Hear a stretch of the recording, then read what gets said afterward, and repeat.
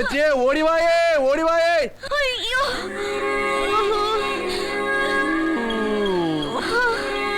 അയ്യോ എന്റെ അമ്മച്ചിയോ.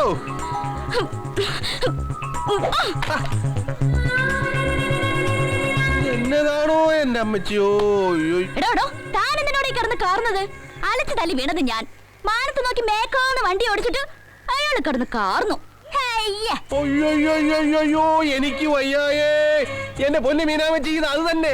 നമ്മൾ അങ്ങോട്ട് അന്വേഷിക്കുന്നില്ല, ഇങ്ങോട്ട് വന്ന് കേറുമെന്ന് പറഞ്ഞില്ലേ? കേറി. അയ്യോ ഇത് എവിടെ നിന്ന് വന്ന് കേറിയടി വെച്ചേ നീ. നല്ല തങ്കം പോലൊരു പെണ്ണ്. നീ ആ കൈയൊന്നും ഇങ്ങോട്ട് കിട്ടിക്കേ. നിന്റെ സ്റ്റാൻഡിങ് പോസ്റ്റ് ആണെന്ന് കണ്ട. കൈ കൊടുക്കാറില്ലേ? നമുക്ക് ആ ചർലി കിടന്ന് ഉരുള. ദങ്ങനെ ദങ്ങനെ ദങ്ങനെ. 1 2 3. വട്ടത്തിലും നീളത്തിലും എതിലേ കൂടെ നോക്കിയാലും ഇവളെ മണ്ടൻ. ഇത് കവിതൈ. നിന്റെ പേരെന്നാടി കൊച്ചേ? തങ്കമണി. തങ്കമണി. തങ്കമണി. തങ്കം പോലെ ഒരു പെണ്ണ് വന്ന് കേറും. ഇനി ഒന്നും നോക്കാനില്ല, ഇത് അത് തന്നെ. വാ പോ. എങ്ങോട്ട്? രജിസ്റ്റർ ഓഫീസിലേക്ക്. എന്തിന്? കല്യാണം കഴിക്കാൻ. നേരം പോണു പെണ്ണേ. എനിക്കൊന്നാമത് കെട്ടുപ്രായം കഴിഞ്ഞു. നീ അത്ര ഇള്ളാ കുഞ്ഞൊന്നും അല്ലല്ലോ. ഇവളെന്താ ഇങ്ങനെ കെട്ടാമങ്കയായിട്ട് നിന്നുപോയി? എടി ആമ്പറന്നോടൊക്കെ ഇടാപോണെന്ന് വിളിക്കുന്നു നിന്നെ. എന്നാലും നിന്നെ ഞാനൊന്നും ചെയ്യല. ബിക്കോസ് എനിക്ക് നിന്നെ കൊണ്ട് ഒരുപാട് കാര്യങ്ങളുണ്ട്. ഒരു മിനിറ്റ് ഒന്ന് ഫോൺ ചെയ്തോട്ടെ. തിരക്കില്ല?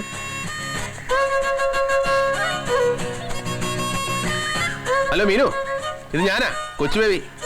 നമ്മൾ രാവിലെ പറഞ്ഞില്ലേ ആ ഉരുപ്പടി, അതിനെ കണ്ടു കേട്ടോ. തങ്കമണി. കിടിലൻ. എന്തേ?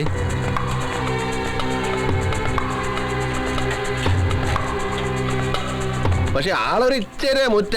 അതൊക്കെ വളച്ചെടുത്തോ. പിന്നെ കാശ് കൊടുക്കടോ. ഏത് കാശ്? 2000 മുട്ടയുടെ കാശ് കൊടുക്കാൻ.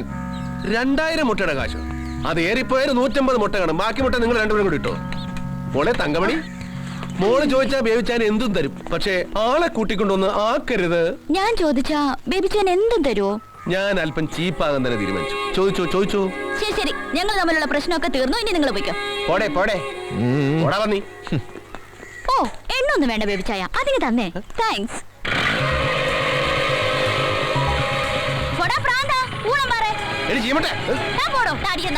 നിന്നെ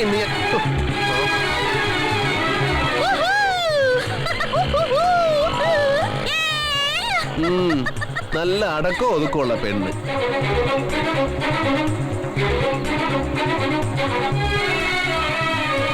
ഇത് എന്നാ പറ്റി? അതെ, ഇതിന്റെ സ്പാർക്ക് പ്ലഗിന്റെ സുന പോയതാ. സ്പാർക്ക് പ്ലഗിന്റെ സുന. ബേബിച്ചായോ, ഈ തങ്കമണി ബേബിച്ചാന് പറ്റിയ പെണ്ണല്ലോ. നീ അവളറിയോ? പിന്നെ അറിയോന്നോ? കൊള്ള, നല്ല കഥയെ. അവളെ അറിയാത്ത ആരെങ്കിലും ഉണ്ടോ ഈ നാട്ടില്? ഈ കാർഗിൽ നാരായൺ എന്ന് കേട്ടിട്ടുണ്ടോ? പട്ടാളക്കാരൻ, മിലിറ്ററി ജവാൻ. അവൻ ജയിലിലല്ലേ ആ ചട്ടമ്പി? അവന്റെ പെങ്ങളോ മറ്റോ വന്നോടാ. ആ പെങ്ങളായിരുന്നെങ്കിൽ എന്ത് ഭേദം. ഇതവന്റെ മുറപ്പെണ്ണാണ് തങ്കമണി, മുറപ്പെണ്ണ്. ഓ, അപ്പൊ കാർഗിൽ നാരായണന് കൈ കൊടുക്കേണ്ടി വരും. അതായിരുന്നെങ്കിൽ എന്ത് ഭേദം.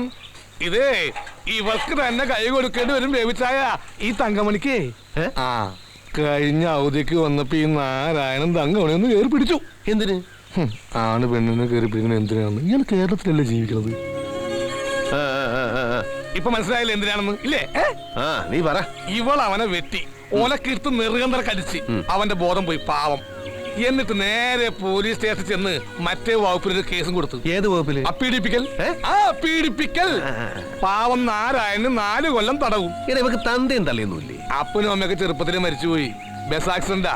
അതിന്റെ ഇൻഷുറൻസ് തുക 1 ലക്ഷം രൂപ ഇവളുടെ പേരിൽ ബാങ്കിലുണ്ട്. സത്യത്തിൽ നാരായണന്റെ നോട്ടോ ആ കാശ.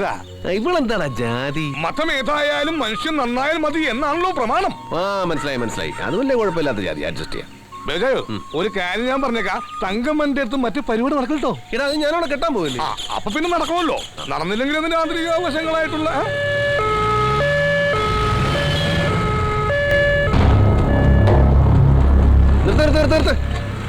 രാഘവ മാഷ്ക്ക് എന്താ പറ്റിയേ? പറ്റിയത് മാഷ്ക്കല്ല, മൂത്ത മോൾ ആത്മഹത്യക്ക് ശ്രമിച്ചു. ഈപ്പച്ചന് ആധാരം തിരിച്ചു കൊടുക്കാത്തോണ്ട് പെണ്ണിന്റെ കല്യാണം മുടങ്ങി.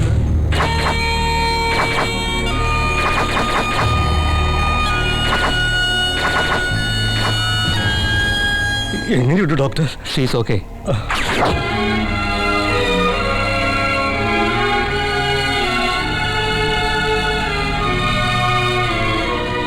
എങ്ങനെയുണ്ട് പക്ഷേ? അപകടഘട്ടം കഴിഞ്ഞാ ഡോക്ടർ പറഞ്ഞത്. നിങ്ങളിലേക്ക് ദയ. നിങ്ങൾ എന്തിനാ വീടും പറമ്പും പണയം വെക്കാൻ പോയത്? അത് ഈപ്പന്റെ അടുത്ത്. ഇവനെ എഞ്ചിനീയറിംഗിന് വിടാൻ കുറച്ച് കാശ് വേണ്ടിയിരുന്നു. 4 ലക്ഷം. 3 പെൺമക്കളെ കെട്ടിച്ചു വിടാറുള്ള തന്ത സ്വാശ്രയ കോളേജിൽ കൈക്കൂലി കൊടുക്കാൻ വീടും പറമ്പും പണയം വെക്കും. പിന്നെ അത് വിട്ടാൽ സ്റ്റേറ്റ് ബാങ്കിൽ നിന്ന് കടം കൊടുക്കും. കടം വീട്ടാമെന്ന് പറഞ്ഞിട്ട് ഈപ്പൻ എന്താ ആധാരം തിരിച്ചു തരാത്തെ? ഒക്കെ തരാന്ന് പറഞ്ഞതാ, തന്നില്ല. ഈപ്പൻ എവിടെ ഉണ്ട്? ടൗണിൽ കാണും. ഇന്നവിടെ സ്വർണ്ണക്കടയുടെ പരസ്യത്തിന്റെ ഷൂട്ടിങ്ങാ.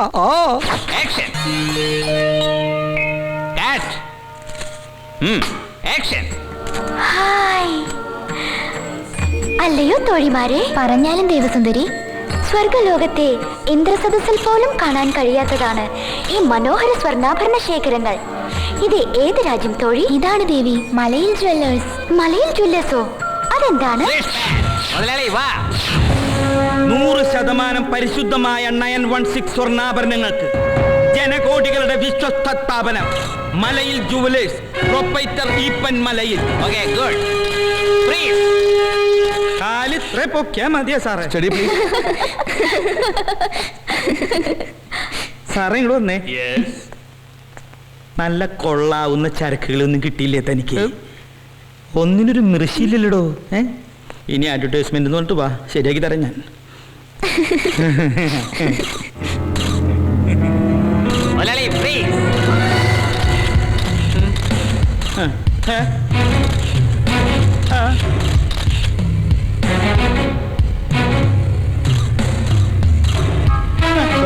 സ്മൈൽ.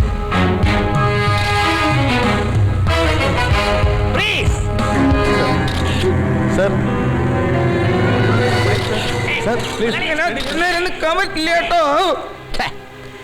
ഈ അപ്പൻ എന്താ ഈ കാണിക്കുന്നത്?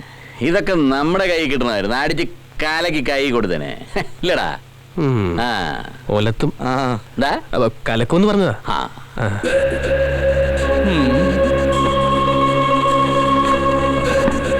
രാഘവമാഷിന്റെ ആധാര പിള്ളേരെ അറിയുന്നതിന് മുമ്പ് ബേബിച്ചും കൊണ്ടുപോയിക്കോ. അവന്മാരായിരുന്നു എനിക്ക് കോപ്പ.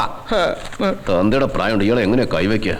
ഒരു പെണ്ണിന്റെ കല്യാണം മുടക്കി അവളുടെ ജീവിതം തെളിച്ചിട്ട് ഡൈൻ ചെയ്ത് ലിപ്സ്റ്റിക് ഇട്ട് നിൽക്കുക. കുറച്ച് മുല്ലപ്പൂമാലോടെ വാങ്ങി തലേ വെക്കടോ. പതുക്കെ പറ, ഷൂട്ടിങ്ങിന് വന്ന പെമ്പിള്ളേര് കേൾക്കും. എനിക്ക് മുതലും വേണ്ട, പലിശ വേണ്ട, പോയിക്കോ. അപ്പൊ ഷൂട്ടിങ്ങിന് വന്ന പെമ്പിള്ളേര് കേട്ടാ തനിക്ക് നാണക്കേടല്ലേ? നാണക്കേടല്ലേടോ? നാണക്കേടല്ലേ? Silence silence silence. ഷൂട്ടിങ്ങിനോട് പെമ്പിള്ളേര് കേൾക്കും. അടുത്ത ചാൻസ്. അങ്ങനെ ഒന്നില്ല. കൊല്ലും ഞാൻ, കൊല്ലും.